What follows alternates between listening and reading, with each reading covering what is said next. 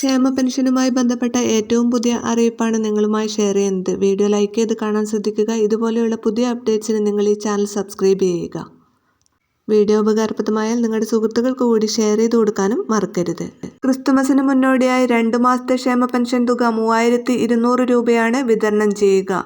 എന്നാൽ ക്രിസ്തുമസിന് മുൻപ് തന്നെ 3 മാസത്തെ ക്ഷേമ പെൻഷൻ നൽകാനും ആലോചിക്കുന്നുണ്ട് എന്നും റിപ്പോർട്ടുകൾ വരുന്നുണ്ട്. അങ്ങനെയാണെങ്കിൽ 4800 രൂപയായിരിക്കും ക്രിസ്തുമസിന് മുൻപ് ലഭിക്കുക. ഇതിനായി സഹകരണ ബാങ്കുകളുടെ കൺസോർഷ്യത്തിൽ നിന്നും 3000 കോടി രൂപ കഴിഞ്ഞയാഴ്ച കടമെടുക്കാൻ തീരുമാനിച്ചിരുന്നു. അതേസമയം ക്ഷേമ പെൻഷൻ, ജീവനക്കാർക്കുള്ള ശമ്പളം, മറ്റ് ചിലവുകൾ എന്നിവയ്ക്കായി കേരളം 1225 കോടി രൂപ കൂടി കടമെടുക്കുന്നു. ഡിസംബർ 17-നാണ് റിസർവ് ബാങ്ക് വഴി പൊതുവിപണിയിൽ നിന്ന് കടമെടുക്കുക. തുക ലഭിച്ചു കഴിഞ്ഞതിന് ശേഷം പെൻഷൻ വിതരണവുമായി ബന്ധപ്പെട്ട ഔദ്യോഗിക പ്രഖ്യാപനം ഉണ്ടാകും. ഡിസംബർ 18 മുതൽ വിതരണം ആരംഭിക്കുമെന്നാണ് സൂചന.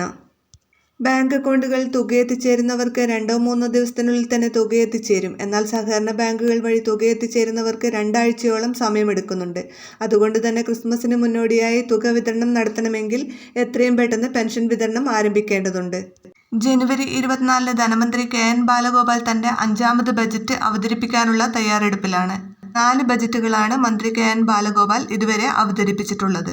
കൃത്യമായും സമയബന്ധിതമായും സാമൂഹ്യക്ഷേമ പെൻഷൻ കൊടുത്തു തീർക്കാനുള്ള പ്രത്യേക നടപടികൾ സർക്കാർ സ്വീകരിക്കുമെന്നതായിരുന്നു കഴിഞ്ഞ ബജറ്റിൽ KN ബാലഗോപാൽ പ്രഖ്യാപനം നടത്തിയിട്ടുള്ളത്. എന്നാൽ 4 മാസത്തെ ക്ഷേമ പെൻഷൻ തുക ഇപ്പോഴും കുടിശ്ശികയാണ്. 6400 രൂപ വീതം ഓരോ ക്ഷേമ പെൻഷൻ ഗുണഭോക്താവിനും ലഭിക്കാനുണ്ട്. ഇതിനു പുറമെയാണ് അനർഹർ കോടിക്കണക്കിന് രൂപ ക്ഷേമ പെൻഷന്റെ പേരിൽ തട്ടിയെടുത്തതും. ക്ഷേമ പെൻഷൻ 2500 രൂപ ആക്കുമെന്നായിരുന്നു 2021-ലെ പ്രകടന പത്രികയിലെ പ്രഖ്യാപനം. 4 ബജറ്റ് അവതരിപ്പിച്ചിട്ടും 100 രൂപ പോലും ക്ഷേമ പെൻഷനിൽ വർധനവ് വരുത്തിയിട്ടില്ല. 2025-ലെ ഈ ബജറ്റിലെങ്കിലും പെൻഷൻ തുക 2000 ആക്കി ഉയർത്തിയേക്കും എന്നാണ് സൂചന. വീഡിയോ ഷെയർ ചെയ്യാൻ മറക്കരുത്.